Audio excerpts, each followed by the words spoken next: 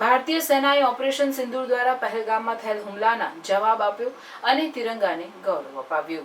ભારતીય સેનાના ગૌરવને ઉજાગર કરતી તિરંગા યાત્રા રાષ્ટ્રપ્રેમીઓએ તિરંગા સાથે જંબુસરમાં દેશભક્તિની મહેક ફેલાવતી યાત્રાનું આયોજન કર્યું। તિરંગા યાત્રા સિકોતેર માતાના મંદિરથી પ્રારંભ કરી નગરના કાવા ભાગો, લીલોતરી બજાર, ગણેશ ચોક, ઉપલીવાટ, બારણા, મુખ્ય બજાર, કંસાર ઢોલ થઈ પરત સિકોતેર માતા ખાતે પહોંચી હતી।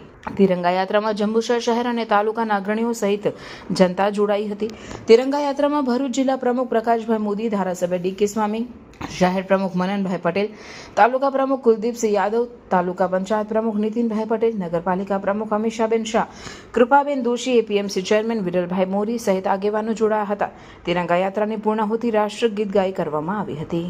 દેશના લશ્કરની ત્રણેય પાંખોએ પાકિસ્તાનમાં ઘૂસીને આતંકવાદીઓના 9 જેટલા અડ્ડાઓને દેશ નાબૂદ કર્યા અને 100 જેટલા આતંકવાદીઓનો ખાત્મો બોલાવ્યો અને ઓપરેશન સિંદૂરના નામે આ દેશના જવાનોએ આ ઓપરેશન પાર પાડ્યું।